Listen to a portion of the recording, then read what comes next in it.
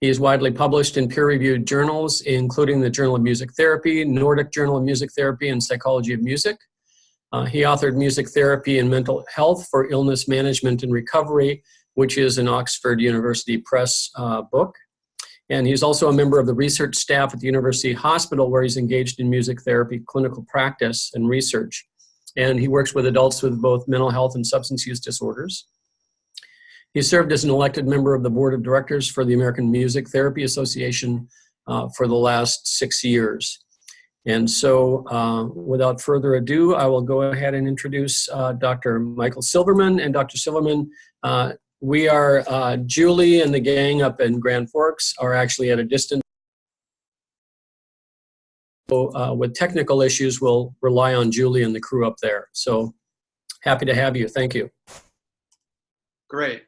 Well, first of all, thank you so much for this invitation. It's always a real pleasure to be able to talk about something that is this important, a topic nationwide, and obviously a topic that's important to all of us.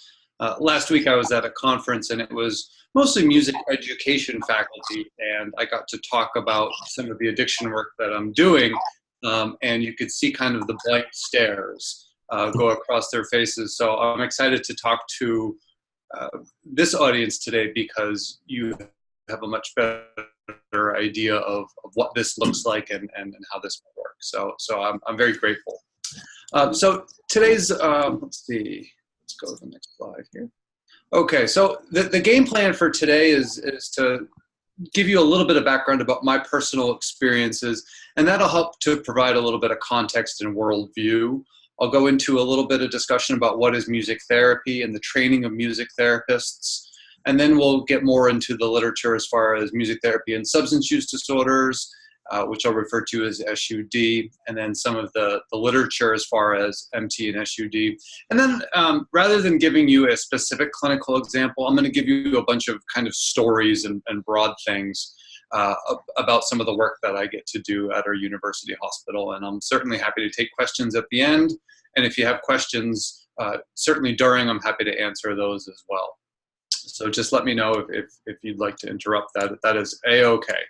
And I'm just going to go ahead and assume that everyone out here is smiling and nodding at me because I can't see, obviously I can't see many people. I see Andrew, and you are smiling and nodding, so I appreciate that. So just a little bit about my personal experiences. I have been working in substance use disorders for about 20 years now. Most of that work has been on detoxification units. I've been working at our health center here in Minnesota for the last 12 years, and it's just a really great place where I get to work and provide clinical services. As you know, there's lots of challenges in any detox unit. Most of our patients are there for about 2 to 4 days, so there's a high degree of turnover. Everything is group-based in these sessions. I do the sessions in the day room, and we used to actually have a smaller therapy room where I would do the sessions, but we had too many people coming to the sessions, so we needed more space, so they requested that I do it in the day room, which is great because I have more people, but it's harder therapy to do when you come into their space and have to turn off the TV and the movie that they were really engaged in, or sometimes they're just watching Price is Right, and it's hard to compete with that. So detox is challenging for a number of reasons, and I think you all have a good idea of that. Most of the work that I have done as far as scholarship concerns randomized controlled clinical trials, or RCTs. With patients on detox, I'm looking at variables such as motivation or treatment readiness, change, and then craving, and also withdrawal. For the last 20 or so years, I've also been working in mental health units, and so I work with a lot of people with bipolar disorder and major depressive disorder. Here I tend to specialize in acute care, so most of my patients are on the unit for about 3 to 7 days. What's really interesting to me is the lack of differences between the detox unit and the acute care mental health unit. There's really not a whole lot of differences, and I bring students with me to the hospital where I conduct music therapy on both of these units, and we go from one unit directly to the other, and many times they're wrong because they think that we're on the detox unit when we're on the mental health unit. because on the mental health unit, we're talking about the 12 steps and avoiding substances and triggers and relapse and those types of things. And then a lot of times on the substance use disorder clinic or the detox unit, we are talking about mental health and taking meds as prescribed. So it's really interesting to me because some of my best students get the units mixed up. So there's so much overlap. So obviously this is a really complicated thing, so I don't need to tell you all about co-occurring disorders. I've also done some work with long-term SUD treatment. I worked at a residential facility for women, and this particular place had people as inpatients for 9 months. And this was a small place tucked into the woods about an hour outside of Tallahassee, Florida. And it was a really different experience, obviously, than detox, because these women had gone through the detox and they were trying to get their lives together. In my experience working with people with SUD, they represent a marginalized and disenfranchised and stigmatized group, and this just drives me more to work with them. It's really a delight to be able to work with these folks. People ask me about the hardest part of my job, and I would usually say that it's the inadequate treatment or the system that is the most frustrating part of my job. It's never the patients, it's never the music. It's always about the system itself, which isn't really set up to help them as much. We're certainly good at building prisons, but we're not really good at building treatment facilities. So the relapse is difficult, but it's also, I think, more of a systematic problem. So all of these factors influence my worldview and how I think about working in music therapy and working with people who have substance use disorders. I get asked the question, what is music therapy, quite a bit. So this is my standard joke to start this discussion. This is Pink Floyd. I also have this in a coffee mug formation, which my daughter refers to as the rainbow coffee mug. Because it's a picture of the dark side of the moon. If you don't know the dark side of the moon, that's a whole nother lecture, but whatever. So let's get into what is music therapy. It is a psychosocial treatment. There are no medications involved in music therapy. It is what you think it is. We provide some sort of music-based intervention, and the target is always some sort of non-musical goal. And so the goal is never to be able to play a C major scale in the third position. The goal is always, in the case of SUD, maybe to address 3 or 4 coping skills or identify 3 or 4 triggers that might lead to substance use. So we're going to use some sort of music-based intervention to meet a non-musical goal.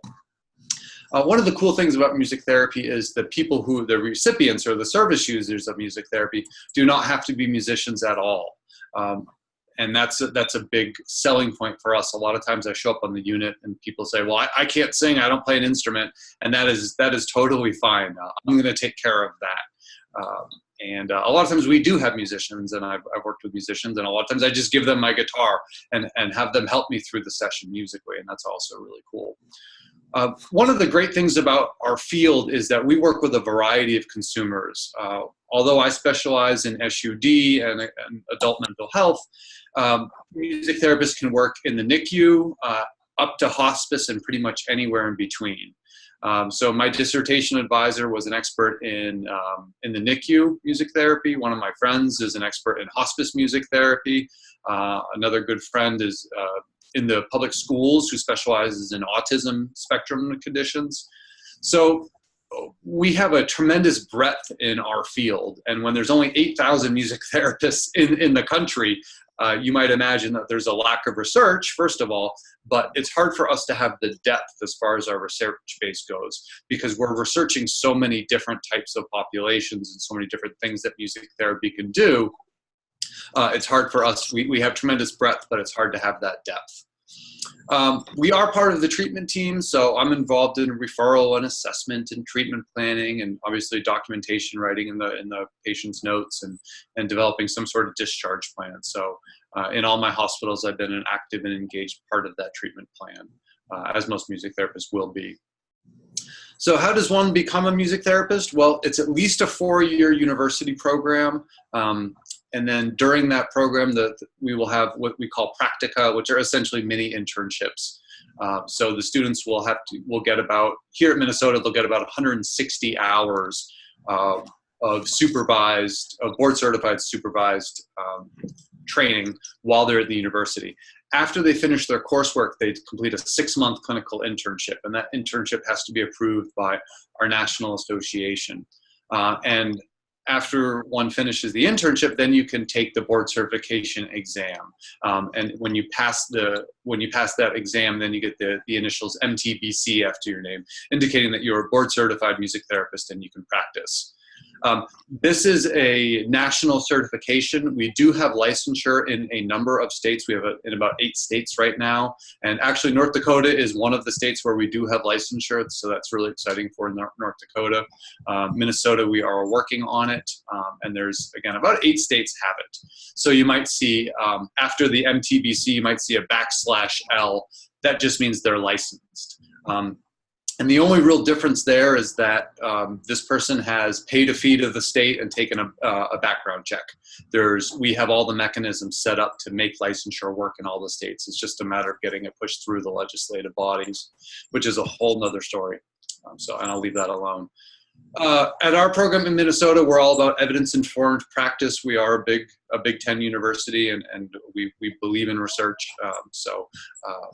Music therapists a lot of times want to be evidence-based practitioners, and so that's one of the things that we emphasize here at the U. One of the common misperceptions about our field is that it is basically just listening to music. I was in a cab going to a conference the other day, and the Uber driver asked me, what do I do? I said, well, I direct the music therapy program at Minnesota. And he goes, do y'all just sit around smoking weed and listening to tunes? And it had been a long flight, so I said, no, that's not it, and I kind of left it alone. But that is a misperception. We don't do that. Music medicine is pretty commonly used in a lot of different hospitals, which the primary goal in music medicine is just to relax the patient. So a lot of times the music won't be preferred. It'll be selected by a doctor or a nurse or some sort of other health care provider, but there's no assessment of the patient's musical choices or preferences. And we know from the literature that the most effective music is the most preferred music. So if you're into Led Zeppelin, then I'm going to use Led Zeppelin with you. If you're into Fleetwood Mac, we're going to use Fleetwood Mac. So music therapy is a lot more interactive. There's an assessment. We're going to use the musical preferences of the patient. Because we are certified and we go through a lot of clinical training as well as academic training, we have a great deal of intuition, and that's one of the things that I'm trying to flush out right now in a couple of research projects is the intuition that a music therapist has on some of their clinical decision-making skills, and when to use more music and when to use less and when to use their counseling skills versus the music. One of the nice things about being a music therapist is I'm trained in a lot of different instruments. So guitar is my major instrument, but that allows me to change the music. And if you've ever tried to work out with music, when you stop working out, the music usually keeps going. And so that's one of the nice things about being a musician is I can control the music. And so when I'm working with my patients, if they request that the music be altered somehow, I'm able to do that in the moment, in real time, on my instrument.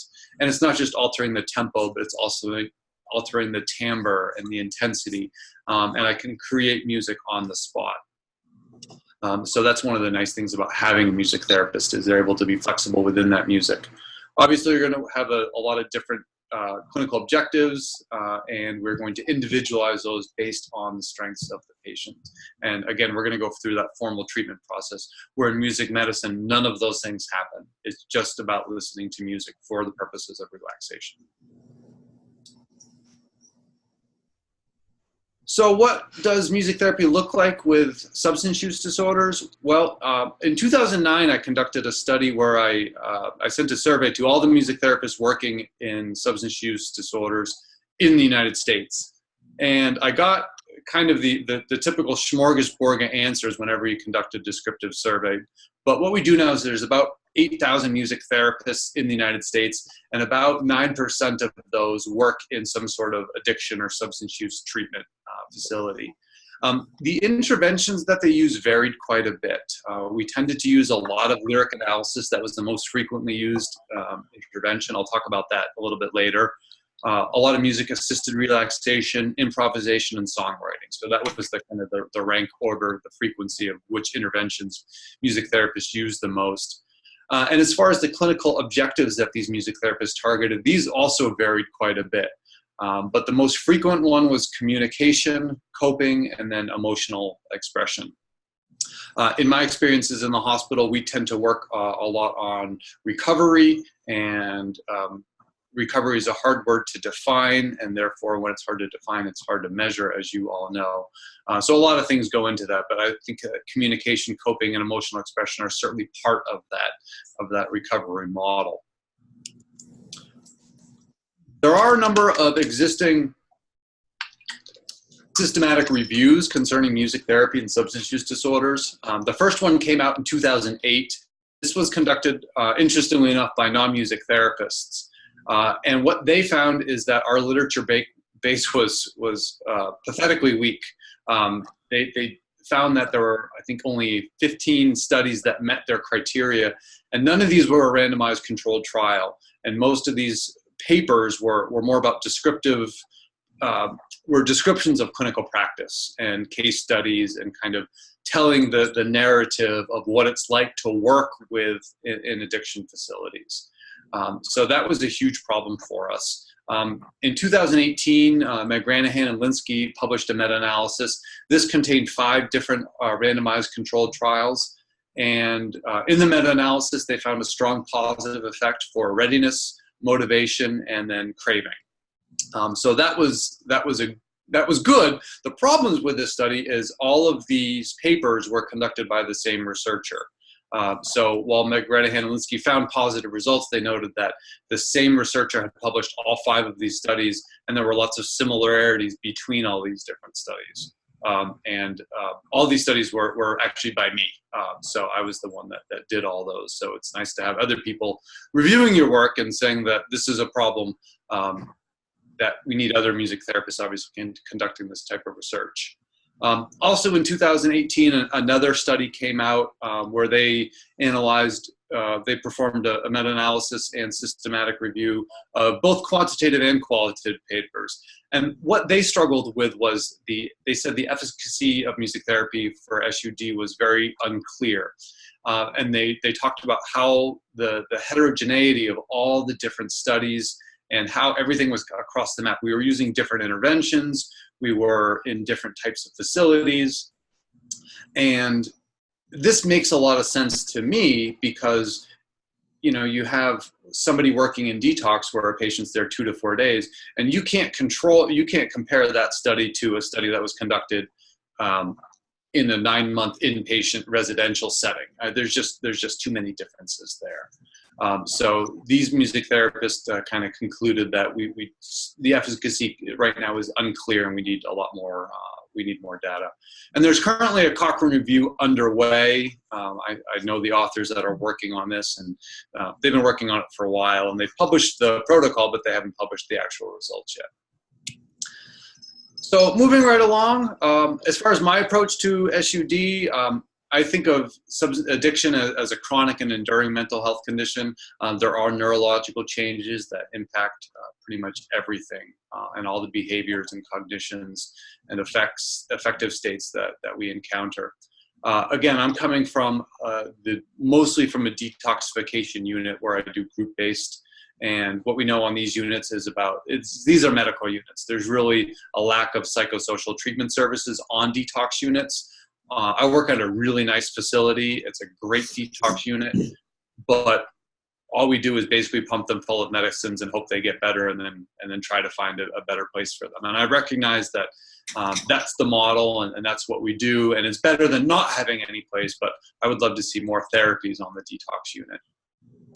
I approach therapy from a very much an illness management recovery perspective. I was trained in a more of a CBT model. So I use a lot of motivational interviewing techniques in my sessions because it's an evidence-based treatment, and I find that it works really well for the type of work that I do. Because I'm in a detox unit, my work tends to be very, very direct and very brief and highly structured. That's helpful when you're working with a group of people that you haven't met before, that you haven't had in treatment, and that's how detox works at our facility. So for me, the goal is relapse prevention, and really recovery is the ultimate goal. The clinical objectives that I'm working on right now, all my clinical work in the hospital is really based off the research study that I'm conducting. So these fluctuate from one study to the next. Right now, I'm actually looking at craving and commitment to sobriety as two of my dependent measures. The interventions that I use are primarily lyric analysis and songwriting. I use these because that's what most music therapists use.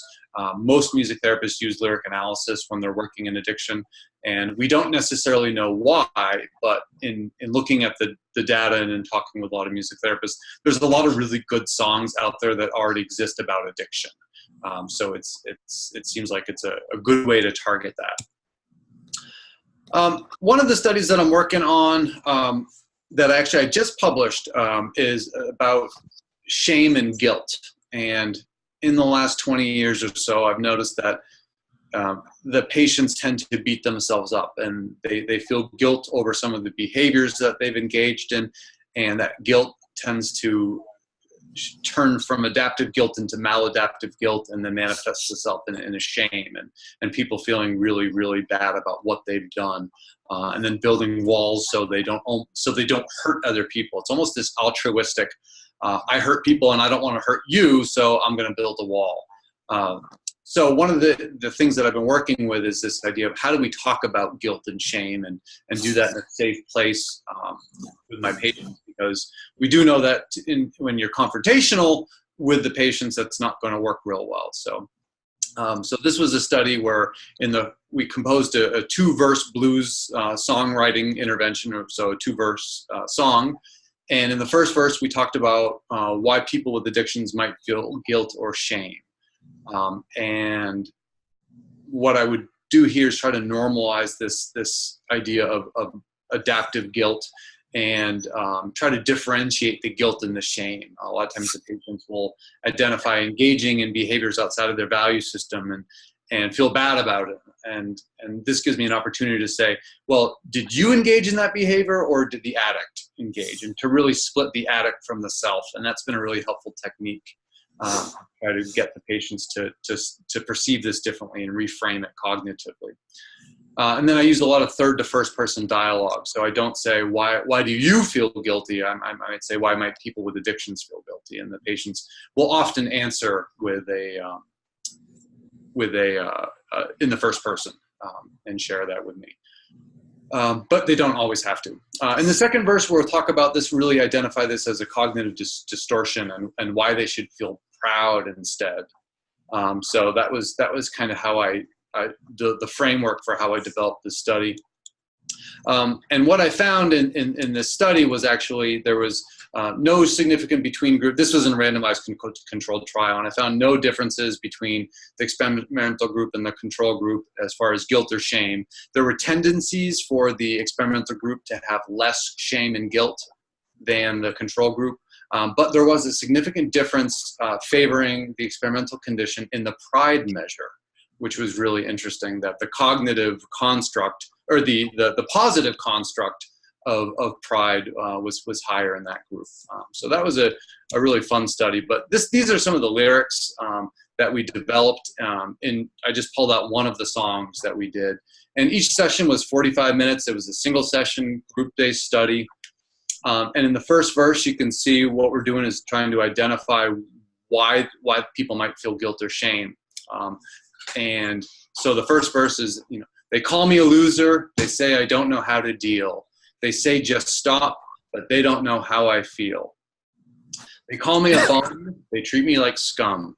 Feeling that shame, but you're the one to blame. So you can see in this first verse how they're identifying guilt, shame, and how it feels. In the second verse, we really try to attack all those things and shift that maladaptive guilt to adaptive guilt and into pride if we can.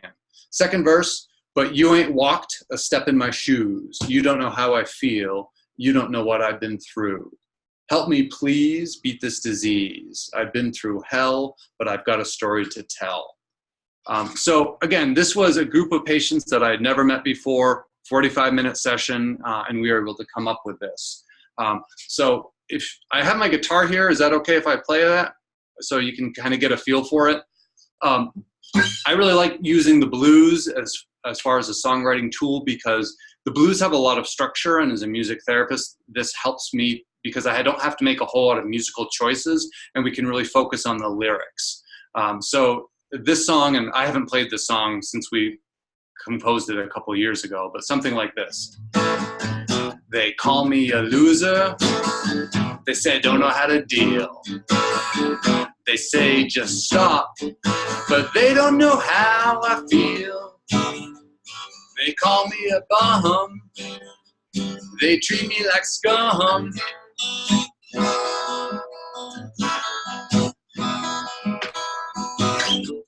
I'm feeling that shame, but you're the one to blame. So that's just an example of what this might sound like, and how I use that blues, how I use that to really structure the dialogue, and what we came up with. Moving right along, this was another song that we wrote, and this was about recovery. We're in the first verse. The first verse, we actually identified why we were motivated for recovery. In the second verse, on the right side of the screen, we talked about what you're going to have to do to make recovery happen. So kind of the why first verse, and then the how in the second verse. And you can see in these lyrics, there's lots of motivating lyrics in the first verse. They call me sketchy. They call me shady. They say I'm weak, but I ain't been high for a week. Lying and cheating, this way of life. Ate my first rodeo, but I won't do this twice. The second verse, meds and meetings, obviously. So these are ways that we can make recovery happen. Meds and meetings, seek a higher power, get rid of the yuck. They call me a junkie. They don't understand. They call me selfish because I got my head stuck in the sand.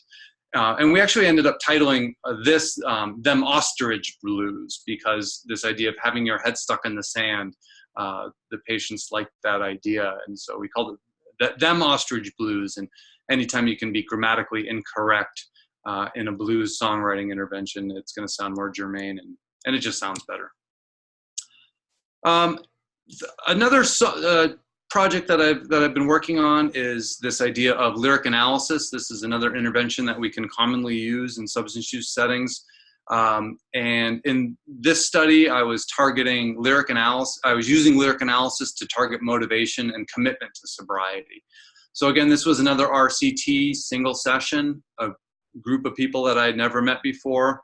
In this study, I had 128 participants randomized, cluster randomized by session. So I think I had 11 or 12 sessions of control condition, and then 11 or 12 sessions of the experimental condition.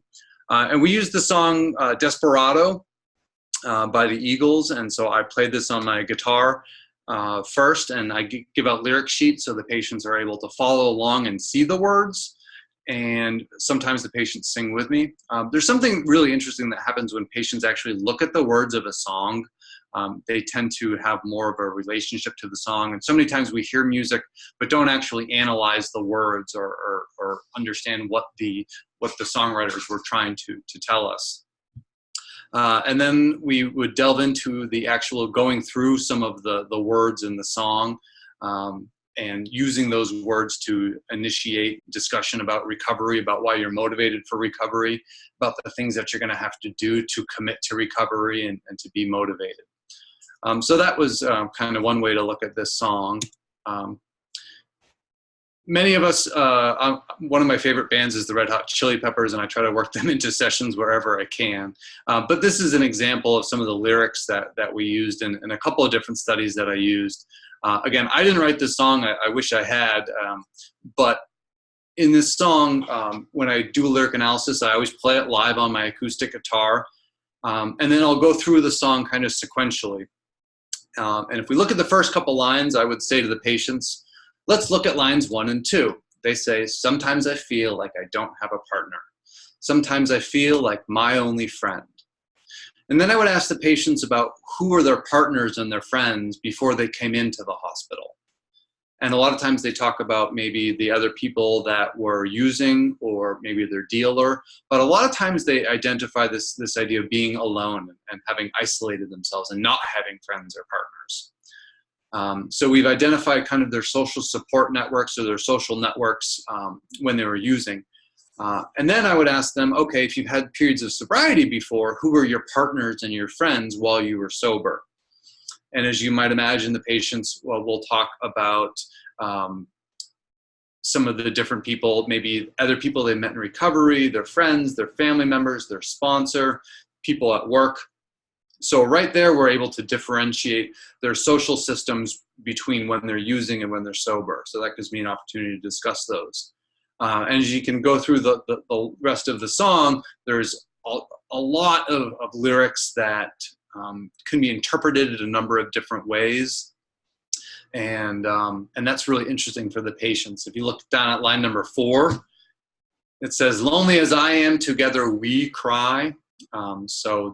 It's interesting because he uses 2 different pronouns there. The first one he uses is I, which is singular, and the second is we. And the patients usually talk about this as, even though I've burnt my bridges and I'm alone in my addiction, every time I shoot up, I'm still hurting my family. They still feel it. They still feel hurt. And so that's an opportunity for us to discuss some of those issues. I like to end this session in particular with line number 7, where they talk about good deeds. And I'll have everyone in the room go around and share one good deed that they've done that they're proud of. And this could be something like just, shoveling out their friend after they got snowed in.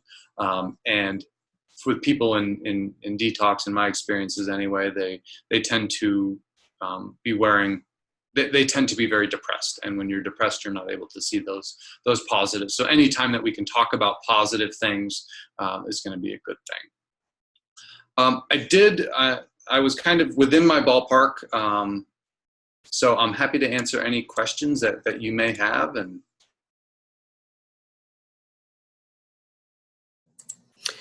anyone with any questions? Actually, Michael, I had a question. From a cultural standpoint, do you see much difference in populations? When I was thinking about your discussion about, intensity, timbre, I was thinking about the healing ceremonies with some of our Native American populations, with drinking, with chanting. I was wondering if you could speak to that. That's an excellent point.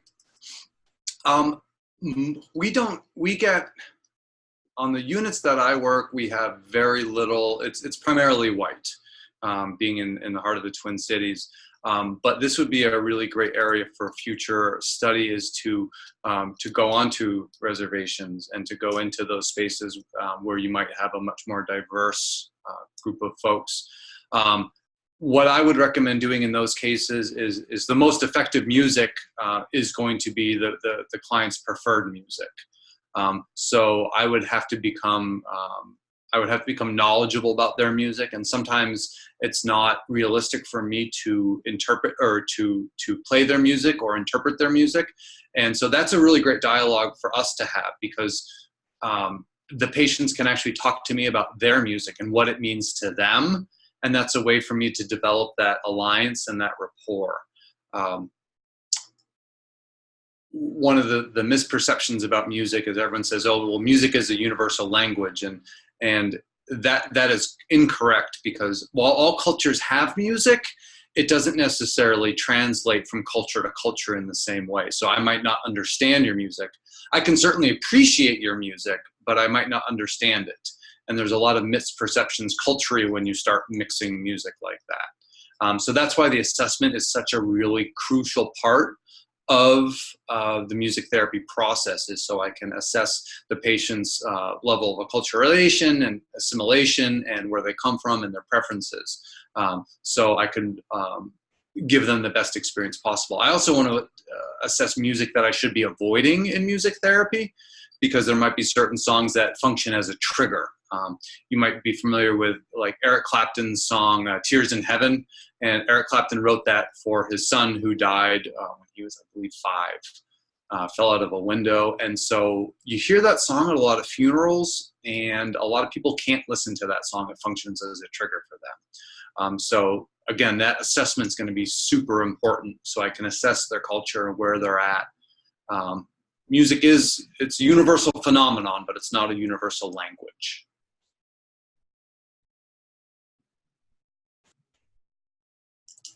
There were a couple of chats here. Do you get the chance to engage clients that play instruments in an experiential type session, playing music and all the nuances of this experience and communication? Yes, that is a great question, and this is I think one of the things that I enjoy best about what I get to do. So I had this, a lot of people who play music and end up in an addiction setting say that they can't play sober, that they can only play when they're using, and that I sound better when I'm using, and so I had a patient say that once, and I said, he said, I've never played sober, Mike. And so I literally gave him my guitar and I said, are you sober right now? He says, yeah. I'm withdrawing a little bit, but I'm sober. And I said, okay, well, why don't you play me a song? And he played for the next 40 minutes. And the rest of the group was in awe because he was a very talented musician, and he sang with just a real passion, and he was just really inspiring. It was just a great musician. And he handed me the guitar after 40 minutes and he said, I've never done that before. I've never played sober. And when you actually look at the neurological data, the first thing that goes when you start using or taking alcohol or any type of drug is your hearing. So we think we sound better, but we usually don't. And your fine motor skills tend to suffer quite a bit. And playing guitar, you have to have some serious fine motor skills. So a lot of times I want to engage musicians in that dialogue so that they can see that, yes, you can play better. I also use a lot of examples from popular culture. Stevie Ray Vaughan is a great example that I use, one of my favorite guitar players, who even when he was using, he was a great guitar player. But when he got clean, you can actually hear the difference in his music. He was technically better, he played better, and he was able to channel all the pain that he felt from having used and put that into some sort of creative expression. So a lot of times I'll use the patient's preferred music, whether that's alternative or classical rock or whatnot, to talk to them about that you can do this, and that this is a healthy coping skill and a great way to express yourself. A lot of times at my hospitals, what we'll do is, if the hospital has a room, we'll engage in a drumming intervention where the patients actually get to be creating music and actually playing. And they find that to be really helpful for them because sometimes you just can't talk your feelings out. So we'll play those feelings out and work on that emotional identification and talking about triggers for those emotions and how we might deal with those in the future. Now, mostly my work revolves on songwriting, where we're actually creating lyrics. But I've worked with lots of professional musicians and different types of folks who have had different music experiences. Engaging them in music sometimes can be counterproductive because some patients say, well, I don't play, I don't want to sing. And in that case, you just let them do what they're comfortable doing, even if that's sitting on the periphery and watching as we engage in a drumming intervention. And a lot of times they'll say, well, yeah, this is okay. And with the way that I set up group drumming ensembles and that kind of work, anyone can be successful. Anyone can be successful because I'm going to lay down a really good foundational beat, and there's really no way that you can screw it up. And this is why it's so important to have a board-certified music therapist, because I can create an experience where everyone's going to be successful musically, whereas even a trained musician might not be able to do that because they don't know the population and they're really good at playing their drums, but they're only good at playing their drums with other professional musicians. I can play with people who have no musical background at all. Mm-hmm. Yeah, when you're talking about, I've heard that certainly from other creative people who say they can only create when they're using, whether it's writing, whether it's painting, whether it's music. And I remember Aerosmith they had their comeback, they talked about what it was like, making music in recovery. And so there was another question that had to do with, are there specific interventions you found helpful with teens? With teenagers? Yeah. Sure. Okay. I wish we could go back and talk about Aerosmith, because I think that Permanent Vacation was one of their best albums ever. And it's interesting because that came out after they got clean. Anyway, I could talk about Aerosmith all day. But as far as teens go, certainly. Teens are teens, and they're going to be difficult. One of the things that I did when I was working with teens in addiction facilities is I would let them have a little bit more control over the session. And what I mean by that is I would ask them for a song that means something to them that they could bring in. And then we would maybe analyze those lyrics, or they would be able to maybe do some self-disclosure about that song, or maybe make a CD about me where they're able to make a playlist that is reflective of their life or some of their situations or experiences. Teens are going to be hard. In my experience, teenagers are really hard anyway. So giving them some of that control so that they can say that this music really speaks to who I am, and we're able to use that. So instead of doing a lot of songwriting with them, I might let them take more control of what the session looks like. And I can use that as a contingency. So say if you get all your points today and the treatment team agrees, then you can pick the song that we get to analyze, and you get that. Sometimes engaging them in some music making. I have a friend that does a lot with GarageBand.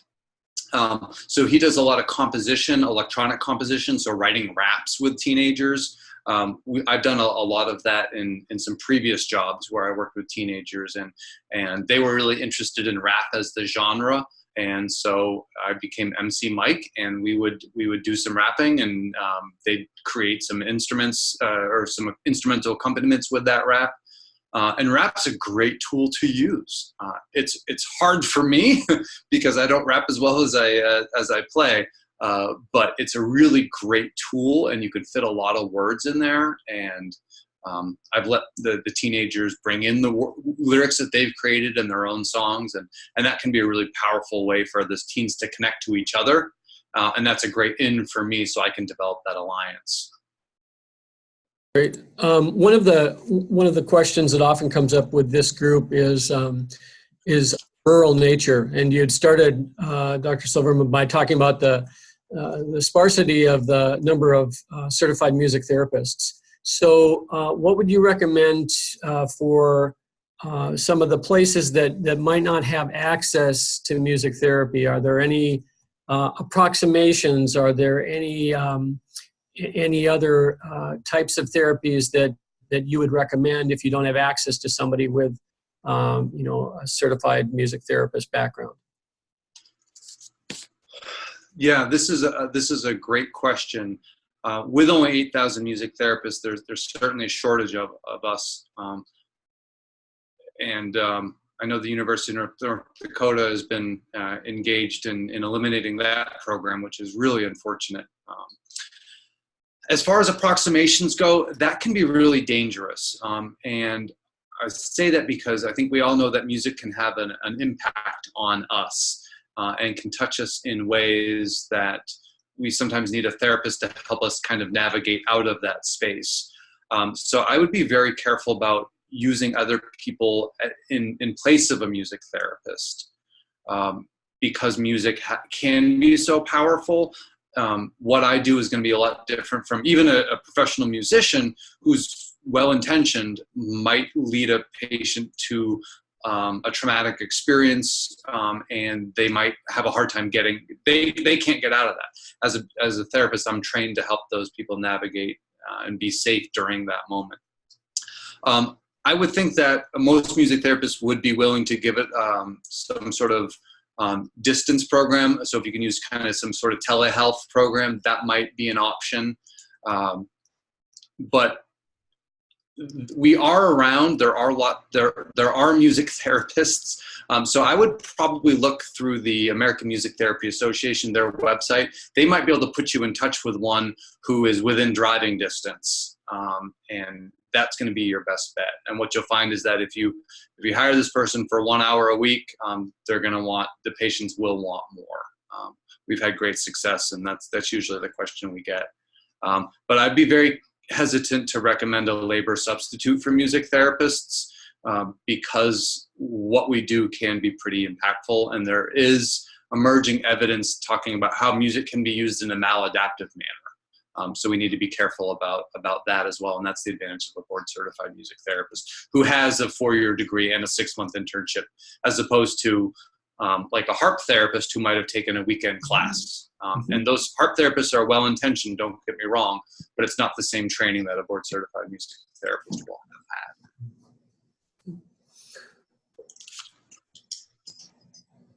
Other comments, questions? I know that there had been a comment about, a personal experience where someone is found in a group home setting, just the calming nature of music, but it sounds like that's more music medicine as opposed to music therapy.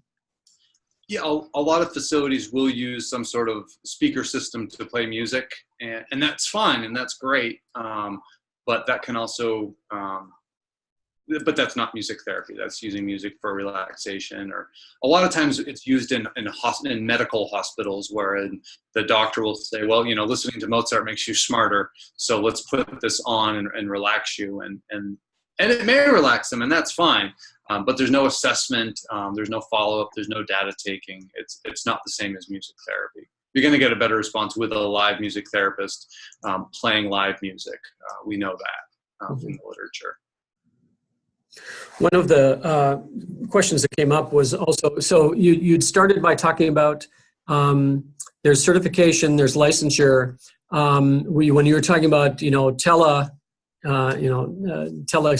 psychiatry, telemental health, et cetera, from a payment standpoint, how do music therapists usually bill?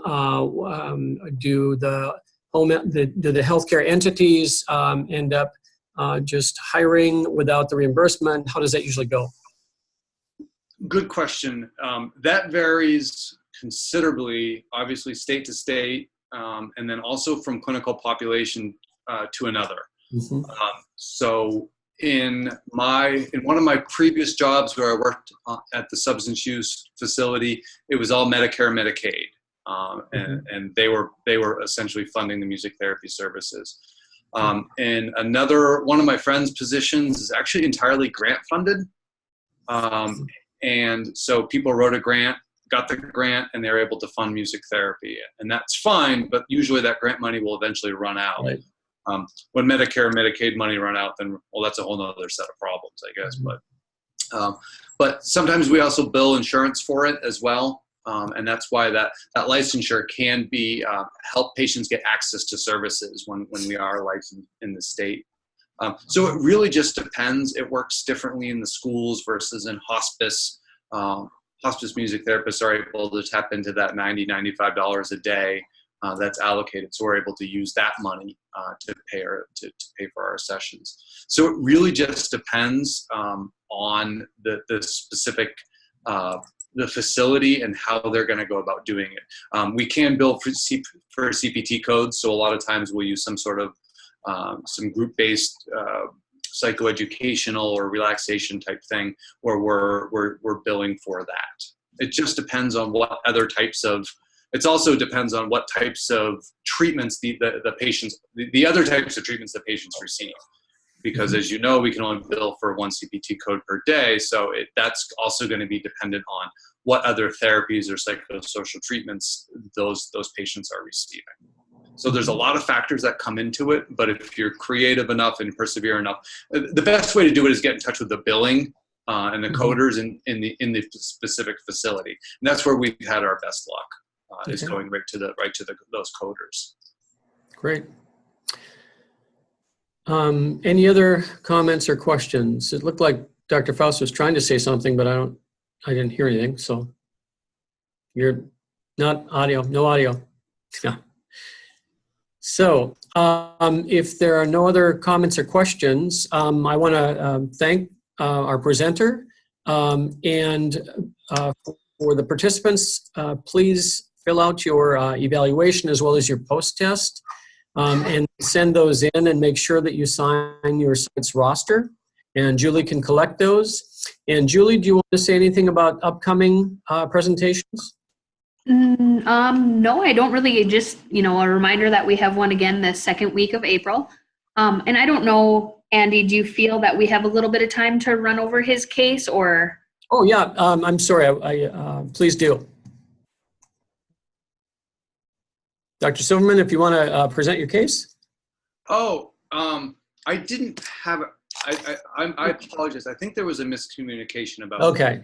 Yeah, I didn't think so either. I thought that there were discussions within your presentation, but yeah. Okay, good. Okay, I apologize. Sorry about the confusion. It's okay. Okay. All right. Well, thank you very much. And to the rest of you, we'll see you back in a couple of weeks. Thanks. Thank you. Yep.